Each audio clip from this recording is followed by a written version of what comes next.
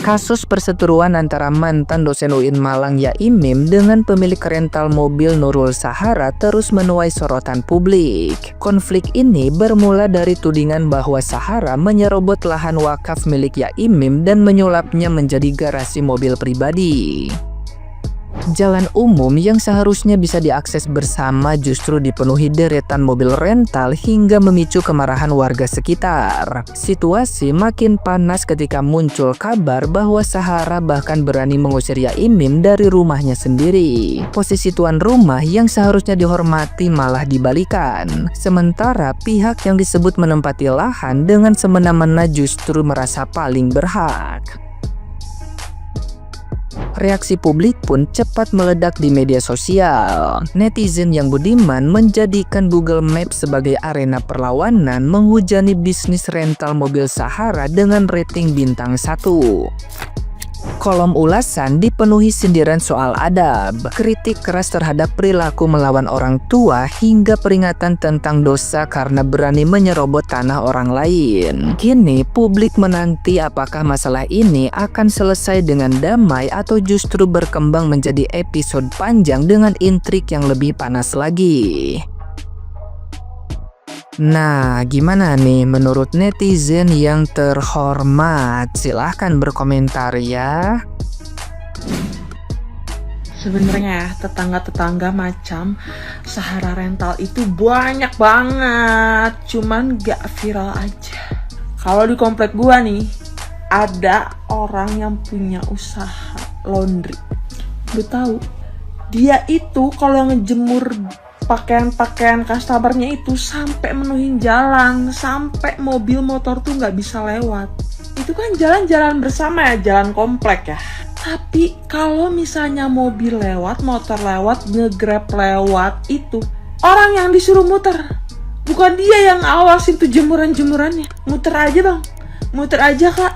Gila nggak tuh? Itu level gila yang lumayan ya. Tapi kita tuh sering tahu nemu orang-orang gila yang kayak begitu, kayak tabiatnya kayak si Sahara Rental. Nggak punya parkiran, naruh mobil depan rumah, bikin orang susah lalu lalang. Parkir aja sembarangan depan rumahnya. Lahan-lahan siapa?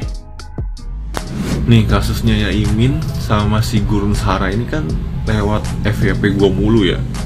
Nah gua emang pas awal lewat FYP gua tuh yang si Gurun Sahara ini maki-maki atau bikin video tentang Yaimin ini.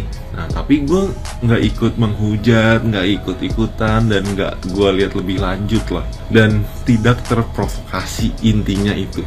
Terus yang sekarang nih telah lewat mulu di FYP gue, dan ternyata dari sisi Yaiminnya atau Pak Yaiminnya ini tuh ya berarti yang bener siapa tuh?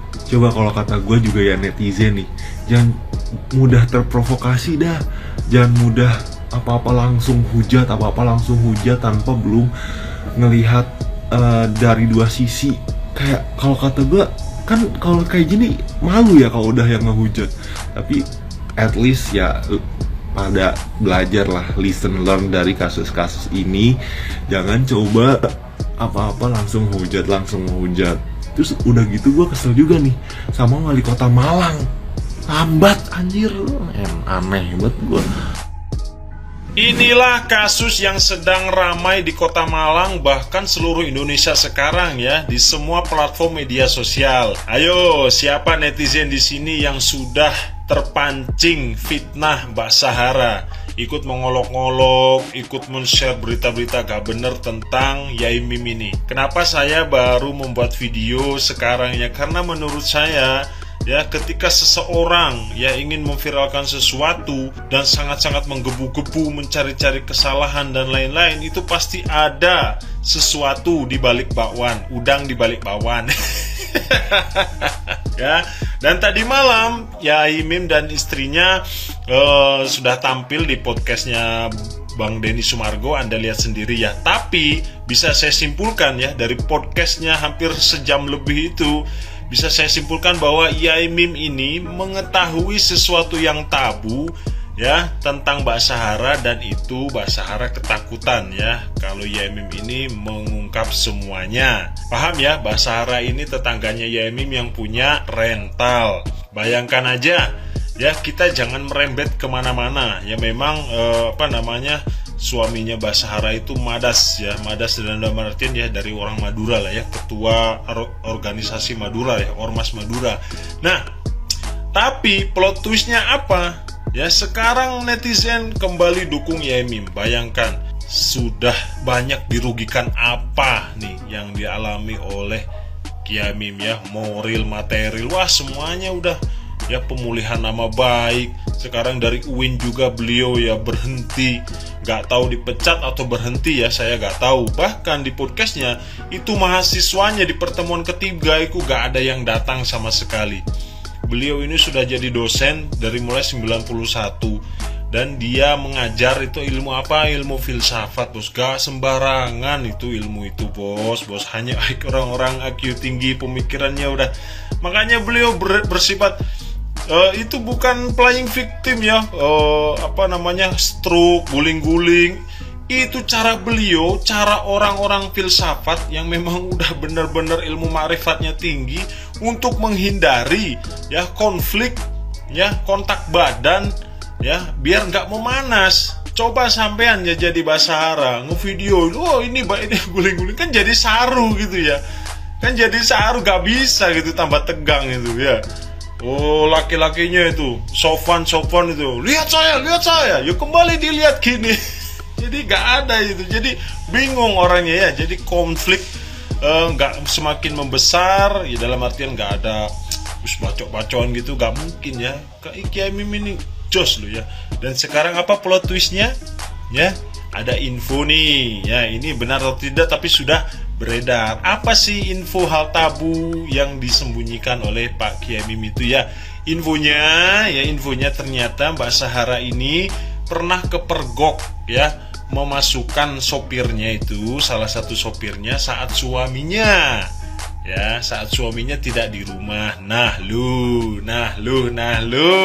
pantesan ya Mbak Sahara ini begitu gini, bos, ingin menyingkirkan Pak Yaimim. Tapi nama juga Pak Yaimim, bos ya, jalur doa, jalur langitnya itu jos pokoknya ya. Gimana ini boleh ya? Jadi kita sebagai netizen jangan mudah jangan mudah percaya, kita saring dulu sebelum sharing ya. Lanjutkan Pak Yaimim, semoga ya Pak Kiai mendapatkan keadilan yang seadil-adilnya, pemulihan nama baik dan derajatnya kembali diangkat.